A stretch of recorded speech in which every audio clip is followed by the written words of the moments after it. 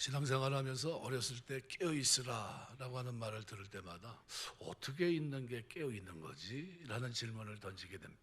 오늘은 마가가 얘기하고 있는 깨어있으라, 이게 뭐 어떻게 깨어있는 게 깨어있는 건지 생각하면서 은혜를 나누려고 합니다. 예수님은 무화과나무 비유를 종말의 징조에 대해서 말씀하셨습니다.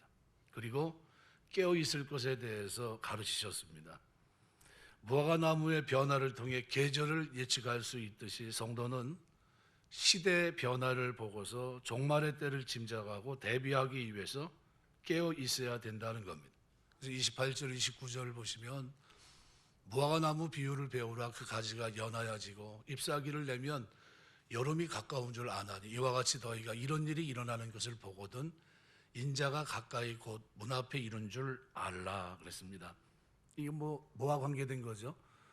에스골 골짜기 마른 뼈들이 살아남과 같이 이스라엘의 회복과 관계된 것으로 성경 학자들이 보통 얘기를 하는데요.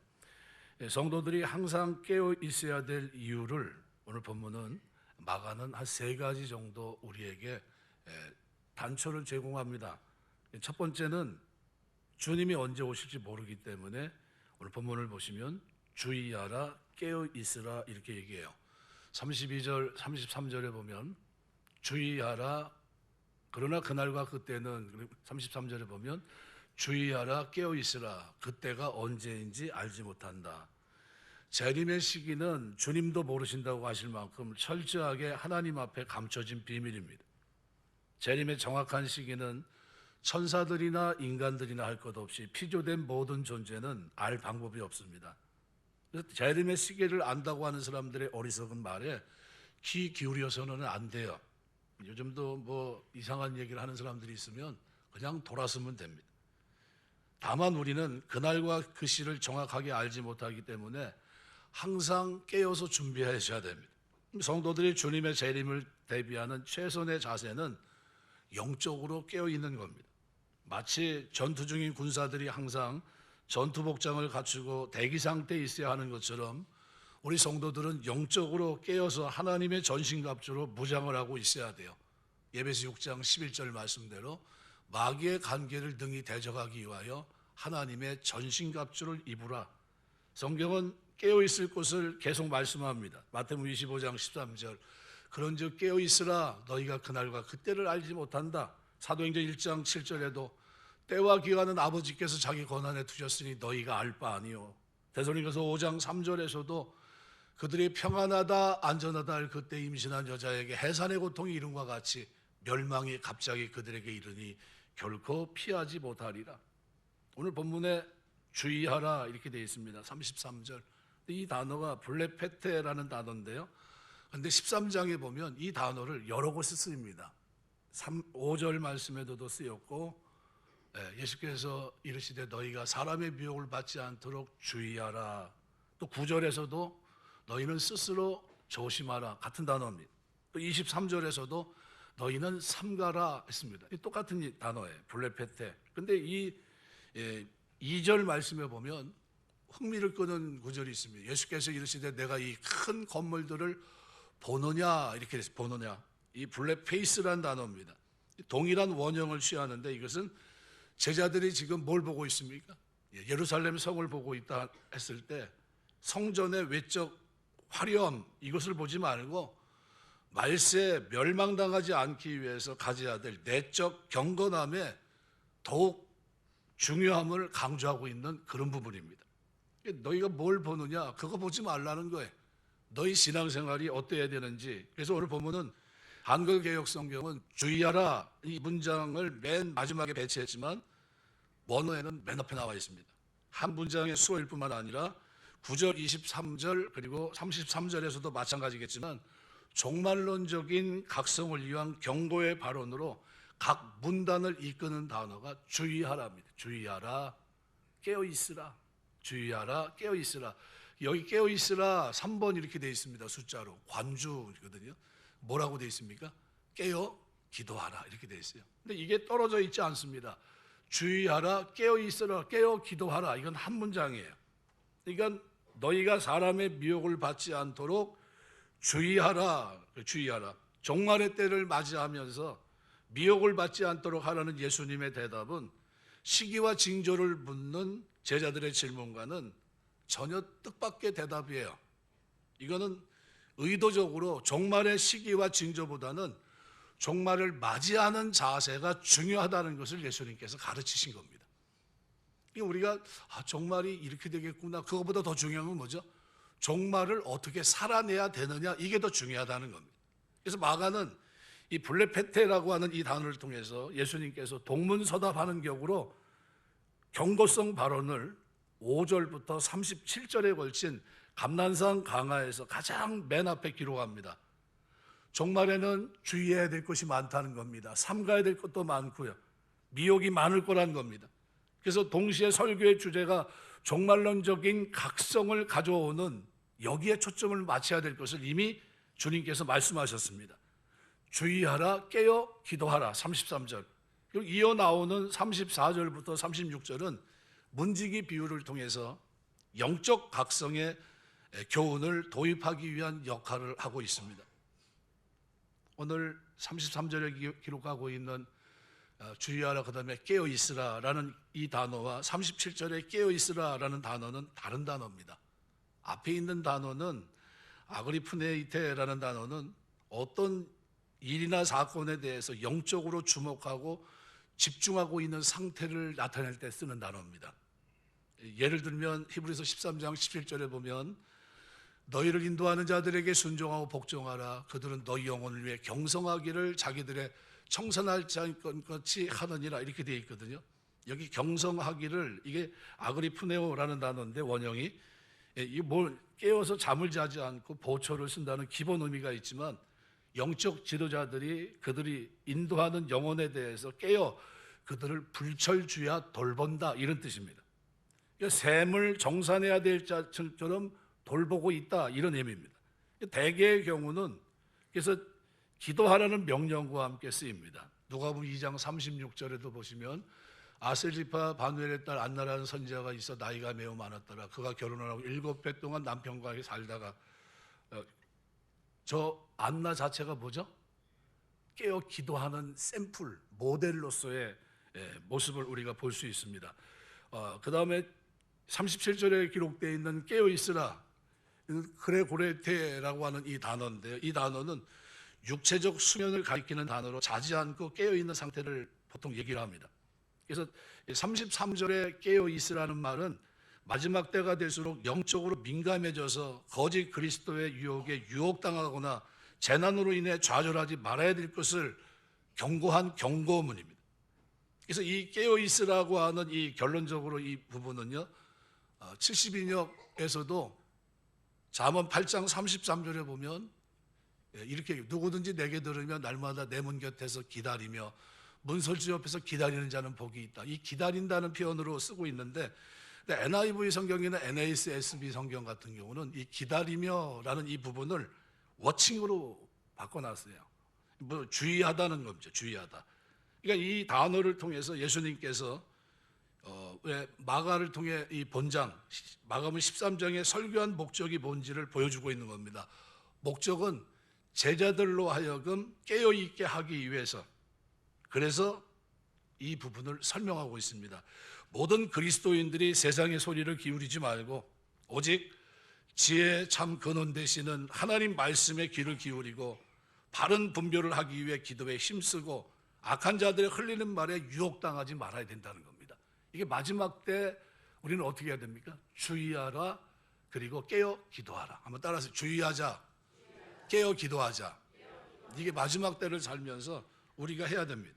사실 사도 베드로는 예수님 십자가 질 때 깨어 있지 못했습니다. 베드로전서 4장 7절에 보면, 그런데 그 후에 베드로는 뭐라고 표현하냐면 만물의 마지막에 가까웠으니 그러므로 너희는 정신을 차리고 근신하여 기도하라.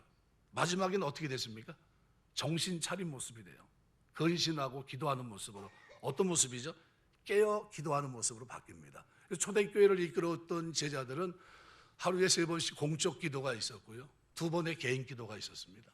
그러니까 늘 그들은 깨어 기도하는데 초점이 맞춰져 있었습니다. 그럼 우리 신앙생활도 주님이 언제 오실지 모르기 때문에 우리는 어떻게 해야 됩니까? 영적으로 늘 깨어 있는데 기도하면서 이것이 옳은 건지 아는 건지 잘못된 것인지 이걸 어떻게 해요? 주의하며 깨어 기도하셔야 돼요. 여러분 신앙생활하면서 기도는 뭐 그냥 아무 때나 했다 안 했다 이런 게 아니라요. 기도는 내 삶의 모든 부분을 하나님께 아뢰는 겁니다. 너무나 중요한 부분이에요. 그래서 다니엘이 하루에 3번씩 하나님 앞에 기도에 감사함으로 나간 것처럼 깨어있는 사람은 항상 어떻게 해요? 기도에 감사함으로 가지고 살아내야 됩니다. 오늘 저와 여러분의 삶 속에 이런 기도에 감사함으로 깨어있는 모습이 있게 되시길 주의 이름으로 축원합니다. 밥 먹을 때 하루에 3번씩 기도하는 것 외에는 기도하지 않으면 문제가 좀 있는 겁니다. 여러분의 대소사 크고 작은 일 이런 일들을 가지고 말세에 여러 가지 일들이 있을 때 그때 여러분이 어떻게 해야 됩니까? 성경을 기초해야겠지만 그리고 기도하면서 분별하셔야 돼요. 두 번째, 이 마가가 이 부분을 설명을 하면서 우리에게는 왜 깨어 있어야 되냐면요, 맡은 바 사명이 있기 때문에 깨어 있어야 된다고 말합니다. 이 34절 35절 보면 이렇게 표현합니다. 가령 사람이 집을 떠나 타고 오러 갈 때 그 종들에게 권한을 주어 각각 사물을 맡기며 문지기게 깨어 있으라 명함과 같다 이렇게 했는데요, 여기 권한, 사명 이걸 주셨다는 겁니다. 그럼 교회와 성도들에게 주신 거죠. 왜 깨어 있어야 되는가? 맡은 바 맡겨진 사명이 있기 때문입니다. 34절의 중점은 주인이 여행으로 말미암아 주인이 없는 상태입니다. 근데 주인은 종들에게 맡겼어요. 주인의 부재는 제자들에게 있어서 예수님의 승천과 재림 사이에 만들어진 공백기간입니다. 본절의 내용은 그때 어떻게 해야 되느냐, 주인이 다시 올 날을 기약하고 갔기 때문에 종들은 각자 할 일을 모두 분담되어 있습니다. 분담시켰어요. 이제 재림하실 예수님을 기다리는 성도들에게 강한 메시지를 줍니다. 승천하신 예수님께서는 불시에 다시 오실 겁니다. 그래서 35절을 보면 그러므로 깨어있으라 집주인이 언제 올는지 혹 저물 때든지 밤중일든지 다구울 때든지 새벽일든지 너희가 알지 못함이라. 얼른 보면 이거 별거 아닌 것 같은데요, 이게 로마식으로 밤을 4등분하는 그 형태입니다. 그래서 저물고 밤이 되고 닭이 울고 새벽이 되는 이 모든 로마식으로 4등분되어 있는 이런 모습이거든요. 이거를 이제 여기서 설명을 하는데 특별히 오늘 본문에서는 제일 먼저 종들에게 주님이 다시 오실 그날을 대비해서 권한을 주셨다는 겁니다. 엑수시안이라는 이 단어는 권세를 말합니다. 하나님 아들이 되는 권세, 그리고 능력을 행하는 권세. 그래서 1장 22절을 보면 무사람이 그의 교훈에 놀래니 이는 그의 가르치시는 것이 권위 있는 자와 같고 서기관들과 같이 아니함이라. 사람이 놀랍니다. 1장 27절 다 놀라 서로 물어 이르되 이는 어찌미냐 권위 있는 새 교훈이로다. 더러운 귀신들에게 명한즉 순종하는도다. 3장 15절 귀신을 내쫓는 권능도 가지게 하려 하심이니라. 6장 7절에도 12제자를 부르사 둘씩 보내시며 더러운 귀신을 제어하는 권능을 주시고, 그 다음에 또 2장 10절에 보면 그러나 인자가 땅에서 죄를 사하는 권세가 있는 줄을 너희로 알게 하려 하노라 하시고 중풍병자에게 말씀하십니다. 이 권한은 크게 3가지예요. 사람이 놀랄 만한 이 권한이 말씀의 권세인데요, 귀신을 순종케 하고 죄사함의 권세예요. 이걸 누구에게 주신 겁니까? 종들에게, 사도들에게, 교부들에게, 그리고 교회들에게 이 권세를 주신 거예요. 예수께서 성전에 다니시면서 가르치심을 주실 때 유대 종교자들은 네가 무슨 권세로 일을 하느냐 엑수시안 물어봅니다. 11장 27절 28절에 보면 그들이 예루살렘에 들어간 예수께서 성전에 거느실 때 대제사장과 서기관과 장로들이 나와 이르되 무슨 권위로 이런 일을 하느냐, 누가 이런 일할 권위를 주었느냐 이렇게 물어봐요. 이때 예수님의 대답은 29절부터 33절입니다. 예수께서 이르시되 나도 할 말을 너에게 이르노니 대답하라. 그리하면 나도 무슨 권위로 이런 일을 하는지 이르리라. 요한의 세례가 하늘로부터냐 사람으로부터냐 내게 대답하라. 그들이 서로 의논하여 이르되 만일 하늘로부터라 하면 어째 믿지 아니하였느냐 할 것이요 그러면 사람으로부터 할까 하였으나 모든 사람이 요한을 참 선자로 여김으로 그들이 백성을 두려워하는지라. 33절 이에 예수께서 대답하여 이르시되 우리가 알지 못하노라 하니 예수께서 이르시되 나도 무슨 권위로 이런 일을 하는지 너에게 이르지 아니하리라 하시니라. 그러니까 예수님의 대답은 하늘로부터 왔다 그런 거죠. 그 권세를 가진 교회는 바로 예수님이 가졌던 권세를 가지고 병을 고치고 귀신을 내쫓고 말씀을 선포하는 권세를 우리에게 주셨던 겁니다.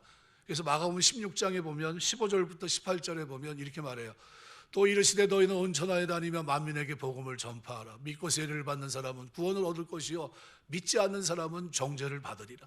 믿는 자들에게 이런 표적이 따르리니 그들이 내 이름으로 귀신을 쫓아내며 새 방언을 말하며 뱀을 집어올리며 무슨 독을 마실지라도 해를 받지 아니하며 병든 사람에게 손을 얹은 즉 나으리라 하시더라. 이거 뭐죠? 하나님 나라를 확장해 나가는 제자들의 모습이에요. 근데 이 놀라운 은혜를 누구에게요? 각각 주신 겁니다. 각각. 그래서 34절을 보면 그 종들에게 고난을 주시되 각각 사물을 맡기며, 각각 제각기입니다. 한 사람씩이라는 게 한 사람씩. 주인이 종들에게, 여러분 개인에게 각각 뭐예요? 일을 맡겼다는 겁니다. 이 사물을 맡겼다. 토 에르콘 아우토 이렇게 되어 있어요. 그들에게 뭘 맡겼냐면 그의 일들을 맡긴 겁니다. 그의 일, 하나님의 일. 그러니까 종은 주인에게 예속된 자들입니다. 그들이 맡은 일은 그들 자신의 일이 아니라 주님의 일이에요. 주님의 일. 종들은 자신에게 맡겨진 일에 대해서 선한 청지기가 되든 지혜로운 청지기가 되어야 되는데 그러지 않으면 게으른 청지기가 될 수 있습니다. 그러니까 주인으로부터 일을 맡은 제자들은 늘 깨어서 기도하면서, 기도로 물으면서, 말씀으로 인도받아가면서 교회 머리이신 예수님 뜻대로 살아야 될 책임이 그들에게 있는 겁니다. 이게 권세 그리고 사무라는 뜻이에요. 그러니까 맡겨진 일은 교회에 관련된 일일 뿐만 아니라 세상에서 행하는 모든 일들이 거기 포함됩니다. 성도들이 예수님 뜻대로 해야 할 일은 교회일 뿐만 아니라 세상에서 행하는 일까지 포함되어 있는데, 여기 사무라고 되어 있는 에르곤, 믿음의 역사라고 할 때 에르곤입니다. 움직임을 말해요. 이건 본문에서처럼 목적격 단수로 이렇게 쓰였는데요, 이런 경우는 독특한 경우입니다. 마가는 이 단어를 한 번 더 씁니다. 마가복음 14장 6절에서 이걸 그대로 써요. 예수께서 이르시되 가만두라 너희가 어찌 그를 괴롭게 하느냐. 그가 내게 좋은 일을 하였느니라. 한 여인이 옥합을 깨뜨려 예수님 머리에 부어, 그죠? 발을 씻깁니다. 이때 이 일, 에르곤, 이걸 묘사합니다. 딱 한 번뿐입니다. 뭘 얘기하고 있냐면요, 마가가 볼 때 교회가 감당해야 될 우리에게 맡긴 이 사무, 일, 에르곤, 믿음의 역사라고 하는 것은 교회가 감당하는 일이 바로 옥합을 깨뜨려 예수께 부은 여인의 행위처럼 자신의 모든 것을 희생하여 예수 그리스도를 섬기는 일과 깊은 관련이 있다는 것을 말씀하고 있는 거예요. 우리에게 맡긴 일이 작은 겁니까? 큰 겁니까? 굉장히 큰 일이에요. 그래서 34절과 35절은 원문은 깨어있으라 깨어있으라 두 번 강조합니다. 사실 34절과 35절 사이에 한글 개역 성경에는 어순으로 보면 명함과 같으니 그러므로 세 단어가 끼어 있습니다. 원문은 그렇게 돼 있지 않아요. 원문은 깨어있으라 깨어있으라 딱 붙어버립니다. 그래서 이 34절에 그레고레라고 깨어있으라, 그리고 35절에 깨어있으라 다시 한번 갑니다. 왜 그러죠? 동일한 표현이 반복되는 수서적 표현을 쓰고 있는데, 이것은 선한 청직이라면 주인이 타국으로 나가서 지금 자신과 함께 있지 않지만 마치 그가 자신과 함께 있는 것처럼 자신에게 맡겨진 일을 성실하게 감당하고 있어야 된다는 것을 강조하고 있는 겁니다. 우리에게 하나님은 뭘 주셨죠? 권능을 주셨고, 자녀의 권세도 주셨고, 능력의 권세도 주셨고, 귀신을 쫓아내는 권세도 주셨고, 병을 고치는 권세도 주셨고, 그 일을 하나님 우리에게 사무로 맡기신 거예요. 사무, 에르곤, 믿음의 역사가, 믿으니까 이런 역사가 나타나는구나. 그걸 어떻게 해요? 우리의 삶을 통해 하나님은 증거하기를 원하십니다. 근데 35절을 보시면요, 네 가지 때가 나옵니다. 그죠? 사경이죠. 6장 48절에 보면 바람이 거스르며 제자들이 힘겹게 노젓는 것을 보시고 밤 사경쯤에 바다 위로 걸어서 그들에게 오사 지나가려고 하심에, 밤을 네 단계로 구분하고 있는 로마인들의 시간 기준을 마가가 쓰고 있습니다. 로마인들을 주 대상으로 기록한 이 마가복음은 자신의 독자들을 도우려고 했습니다. 그래서 35절 보면 네 가지 시간의 기준점을 모두 제시합니다. 근데 이 기준점을 제시하고 끝난 것이 아니라 이것을 14장에서 드러냅니다. 14장에서 예수님께서 잡히시던 날 밤의 시간 구분 조화를 기가 막히게 오늘 35절과 연관지어 넣었습니다. 그래서 예수님께서 날이 저물 때 17절 보시면 저물매 그 12를 데리고 가서 예수께서 이르시되 내가 진실로 내게 이르노니 오늘 밤 닭이 2번 울기 전에 내가 3번 나를 부인하리라. 저물매 그랬습니다. 식사를 나누시고 성찬식을 제정하시면서 십자가 돌아가시기 전 자신의 마지막을 준비하십니다. 그리고 그날 밤에 14장 30절 보시면 예수께서 이르시되 내가 진실로 내게 오늘 이 밤 그죠? 그리고 유대인들이 병정들에게 체포가 됩니다. 43절 검과 뭉치를 가지고 그와 함께 왔더라 이렇게 말씀합니다. 그리고 새벽 닭이 울어요. 그때가 37절부터 72절까지의 기록인데요. 예수님이 잡혀서 이제 뭐 이렇게 하는 모든 72절을 보면 닭이 곧 2번째 울더라. 뭐와 관계되어 있죠? 저물 때 밤에 닭이 울 때 닭이 2번째 울더라. 이에 베드로가 예수께서 자기 하신 말씀이 곧 닭이 2번 울기 전에 내가 3번 나를 부인을 하신 기억되어 그 일을 생각하고 울더라. 그리고 마지막으로 15장 1절에 보면 이렇게 말합니다. 새벽에 대제사장들이 즉시 장로들과 서기관들 곧 온 공회와 더불어 의논하고 예수를 결박하여 끌고 가서 빌라도에게 넘겨주니. 자, 예수님의 십자가 지시는 장면이 그대로 14장서부터 15장 1절까지 기록이 되어 있습니다. 언제죠? 저물 때, 밤에, 닭이 올 때, 새벽에. 35절 말씀과 14장 17절부터 15장 1절까지의 사이에 이 기록되어 있는 말씀의 대꾸는 예수님께서 고난의 주로 붙잡히시고 십자가에 못 박히시기 위해 넘겨주신 시간이 이것은 필연적이고 역사적이었던 사실이라는 겁니다. 이것이 그렇게 역사적인 사실이었던 것처럼 그분이 재림주로 다시 이 땅에 오신 것 역시 필연적이고 역사적 사건이라는 것을 오신다고 하는 것을 강조하기 위해서 깨어있으라고 얘기한 거예요. 예수님의 십자가 사건이 저물고 밤에 닭이 울고 새벽에 그리고 예수님이 고난의 길을 걸어가신 것처럼 마지막 주님의 재림은 분명하다는 거예요. 그래서 14장 38절에 보면 이에 십자가 순환을 앞두고 예수께서 하나님께 기도하고 있는 동안 제자를 향해서 말합니다. 시험에 들지 않게 깨어있어 기도하라. 마음 원이로되 육신이 약하도다. 그레고레이테의 명령입니다.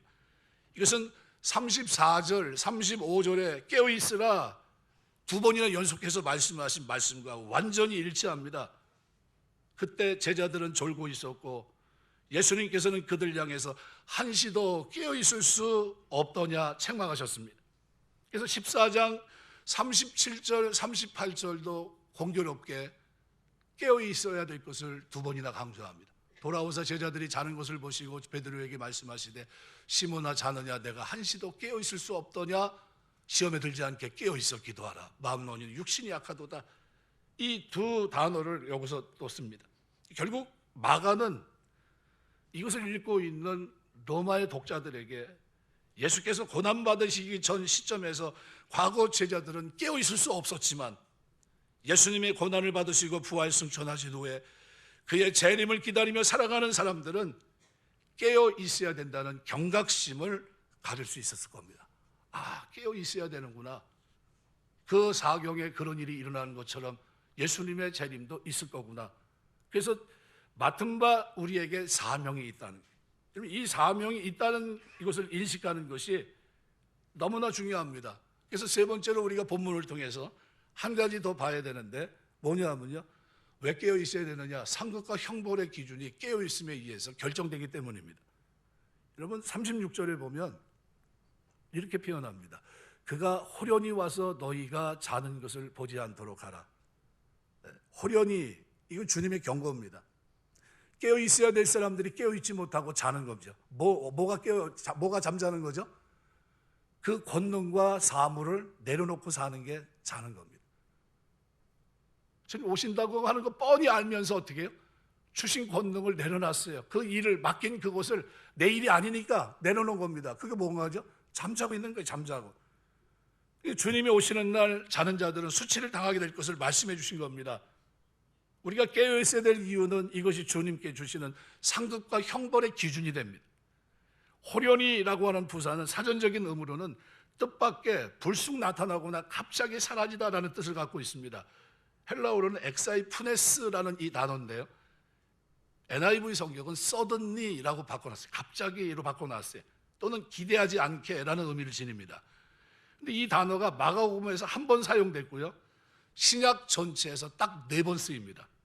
근데 이게 어디에 쓰였냐면요, 바울 앞에 나타난 부활하신 주님, 현현하신 부활하신 주님을 만나는 장면에서 이 2번을 그가 기억해냅니다. 사도행전 9장 3절을 보시면, 사울이 길을 가다가 다메섹에 가까이 이르더니 호련히 하늘로부터. 자, 이때 사울을 가만히 생각해 보세요. 예수 그리스도를 알았나요? 부인했습니다. 알지 못했습니다. 다메섹으로 가는데 뭐하러 가고 있었죠? 예수 믿는 사람들을 핍박하고 옷을 지키기 위해서 가고 있었습니다. 그런데 호련히 누구죠? 예수님이에요. 예수님이 나타날 걸 생각했었나요?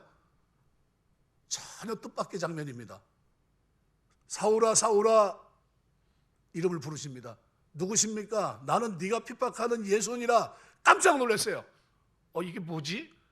예수 믿는 사람 죽이러 가고 있는데, 그런데 갑자기 그 음성을 말에서 떨어지고 이런 일들이 막 일어납니다. 그때 이 호련이라는 단어를 그때 써요. 22장 6절도 그때 장면을 기억해냅니다. 가는 중 다메섹에 가까이 갔을 때 오종쯤 되어 호련히 하늘로부터 큰 빛이 나를 둘러 비치매. 호련히, 엑사이푸네스라는 말은 바울에게 나타난 그리스도의 모습을 묘사하는 데 쓰였습니다. 다메섹으로 가던 중에 있던 바울은 예수가 자신에게 나타나라고 꿈에도 생각하지 않았고 믿지 못했던 시점에 우리 예수님, 부활하신 주님, 그분이 갑자기 나타나는 거예요. 이처럼 앞으로 있을 예수님의 재림 역시 우리가 전혀 얘기하지 못하고 생각지도 못했던 때 이루어질 겁니다. 이것이 본문이 강조하고 있는 거예요. 주님의 재림이 어떻게 해요? 호련히 임할 거라. 호련히. 데살로니가서 5장 2절은 주의 날이 밤에 도둑같이 이를 줄 너희 자신이 자세히 알기 때문이라 그랬어요. 그래서 오늘 본문은 뭐라고 얘기합니까?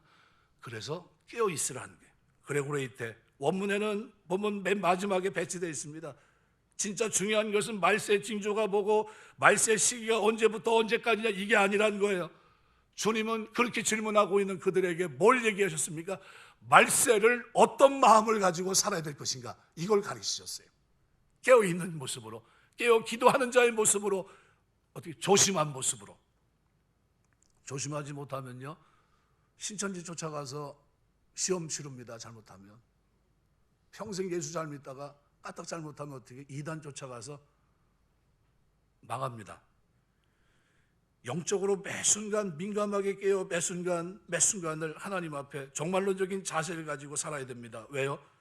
구원이란 말세 시기와 징조를 알아내고 그때만 잘하는 것처럼 꾸미는 행위로 얻어지는 것이 아니기 때문입니다. 매 순간을 깨어 기도하며 하나님 뜻대로 성실하게 살아가는 자에게 은혜로 주어지는 것이 구원이에요.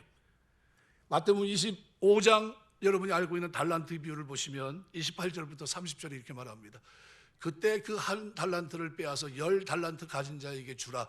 무릇 있는 자는 받아 풍족하게 되고 없는 자는 그 있는 것까지 빼앗기리라. 이 무익한 종을 바깥 어두운 데 내쫓으라. 거기서 슬피 울며 이를 갈리라 하니라. 이 무익한 종, 어떤 종이죠? 권세와 해야 될 사무, 에르곤, 믿음의 역사입니다. 역사를 어떻게 해요? 땅에 묻어놓은 거예요. 나 한 달란트인데 뭐 하면서 어떻게 해요? 하나님의 일에 전혀 관심이 없어 살아가요. 저는 교회를 다니시면서 등록하지 않고 교회 다니시는 거 보면 신기합니다. 이야, 어떻게 저렇게 신앙생활을 할 수 있지? 가능한가? 착각하고 있는, 착각. 왜 그러죠? 전혀 일을 안 하니까. 편해 보이죠? 나도 등록하지 말고 큰 교회 묻혀서 살아야 될까 보다. 편해 보이죠? 편한 겁니까? 주님 앞에 설 수 있을지 모르겠어요. 왜요? 하나님이 나에게 복음 전하라고 주신 그 권세와 그 일, 에르곤, 사무, 믿음의 역사, 그걸 어떻게 해요? 땅에 내려놓고 묻어놓은 겁니다. 그리고 주님이 오셨어요. 오시지 말아야 될 분이 오신 거예요. 이 진짜 오시네. 그리고 어떻게 해요? 그 앞에 섰습니다. 할 말이 하나도 없는 겁니다. 달란트를 땅속에 감춰뒀던 종이 어떻게 됐습니까? 주인 앞에 자신의 입장을 변명해 봤지만 주인은 그것을 인정하지 않습니다. 정상 참작이 되질 않아요. 그에게 있는 달란트를 빼앗아 버렸고 주인은 그를 바깥 어두운 데로 내어 쫓아버립니다. 이와 같은 현상은 혼인잔치의 비유에도 그대로 기록되어 있습니다. 25장 10절에서 12절 보면 그들이 사러 간 사이에 신랑이 오므로 준비하였던 자들은 함께 혼인잔치에 들어가고 문은 닫힌지라 그 후에 남은 처녀들이 와서 이르되 주여 주여 우리에게 열어주소서. 대답하여 이르되 진실로 너희에게 이르노니 내가 너희를 알지 못하노라 하였느니라. 왜 알지 못하죠? 하나님의 복음을 위해서 일한 적이 한 번도 없으니까. 그 권세를 써본 적이 없어요. 그 능력을 경험한 적도 없고요. 알 길도 표현하고. 미련한 처녀 비슷합니다. 그녀들은 혼인잔치에 들어가지 못했고 바깥 어두운 곳에 남겨지는 수치를 당하게 됩니다. 그래서 영적으로 깨어있는다는 것이 너무나 중요한 거예요. 이것이 상급, 형벌의 기준이 되기 때문입니다. 그런데 놀랍게도 이 단어를 오늘 본문에 마가가 36절에 씁니다. 그가 호련히 와서 너희에게 뭐라고요? 너희가 자는 것을 보지 않도록 하라. 자, 신앙생활 하면서 어떤 사람은 잡니까 안 잡니까? 대답 한번 해보세요. 자요 안 자요? 잠잔 지 오래된 사람 있을까요 없을까요? 네, 있습니다. 잠에서 깨시길 주의 이름으로 축원합니다. 신앙생활 하면서요, 금요 철야 기도회는요, 여러분이 나오셔서 기도해야 될 자리입니다. 왜요? 내 힘이, 내 능력이 안 되니까. 하나님, 내가 깨어서 살아야 되는데 내 앞에 놓인 산적하게 문제가 너무 많은데 해결할 능력이 나에게 없으니까 주님 나에게 은혜 주셔야 됩니다. 주님 나에게 능력을 주시고 이 일을 맡기셨지만 내가 이 일을 감당하기엔 너무 턱없이 부족합니다. 하지만 제가 깨어 주의 도움을 구하며 나갑니다. 그러면서 간절하게 누구요? 다니엘처럼 하루에 3번씩. 기도의 자세는 어떤 자세입니까? 감사함으로 깨어 기도하는 거예요. 금년 한 해 기도의 감사함으로 깨어 있게 되시길 주의 이름으로 축원합니다. 이것이 너무나 중요해요. 이 삶이 우리의 삶이 되어야 되는 겁니다. 이것이 마가가 얘기하고 있는 그 시대를 살고 있는 로마 성도들에게 던졌던 메시지예요. 나는 지금 깨어있지, 베드로는 깨어있지 못했지만 나중에는 어떻게 해요? 그가 깨어있는 자로 그 땅을 살아갑니다. 맡긴 사명을 감당하기 위해 성령 충만했고요. 그리고 그에게 맡긴 그 사물을 그는 땅에 묻어놓지 않고요. 묵묵히 그 복음을 가지고 달려갔던 겁니다. 그럼 여러분 오늘 우리는 어떻습니까? 우리도 언젠가 누굴 만나게 되죠? 예수님의 십자가 사건이 분명한 역사적인 사건이 된 것처럼, 그죠? 예수님의 재림은 반드시 그렇게 된다는 거예요. 이거를 지금 누가 강조하는 거죠? 마가가 그 얘기를 하고 있는 겁니다. 예수님의 십자가 사건이 사경에 이루어진 것처럼 예수님의 부활도 언제 오실지 모르지만 밤에 오실 거다, 이런 얘기를 하고 있는 거예요. 모두가 볼 수 있게 오실 거다, 분명히 오실 거다, 그 얘기를 하고 있습니다. 호련히 오실 거라는 겁니다. 갑자기 뜻하지 않은 때, 생각지 못한 그때 주님이 오실 거라는 겁니다. 그럼 우리가 초점을 어디다 맞춰야 되죠? 말세 징조에 맞춰야 됩니까? 아니요, 주님처럼 마치 사오정처럼 동문서답하셨어요. 말세 징조가 뭐죠? 그거 얘기 안 하시고요, 말세 어떤 자세를 가지고 살아야 되는지를 말씀해 주셨던 겁니다. 그럼 어떤 자세죠? 깨어 기도하는 자세예요. 여러분, 우리 이 마지막 때를 살면서 여러분이 깨어 기도하는 시간이, 여러분 가정에서 깨어 기도할 수 있습니까? 참 죄송합니다. 제가 TV 금식한 지 꽤 오래되는데요, TV를 한번 보니까요, 다음 해가 어떻게 될까 그게 궁금해서 안 되겠더라고요. 성경을 보다가도 그거 보러 가야 돼요. 오늘 어떻게 이게 연결이 되나? 그게 다 끊어졌습니다. 저는 지금 얼마나 자유로운지 몰라요. 얼마나 좋은지 몰라요. 네, 그냥 말씀을 묵상하고 살아가는 게 너무 좋은 겁니다. 그런데 지금도 TV 프로그램 다 외고 계신가요? 그러면서 신앙생활 잘할 수 있나요? 나는 궁금해요. 그게 저러고도 깨어서 기도할 수 있나? 기도가 돼요?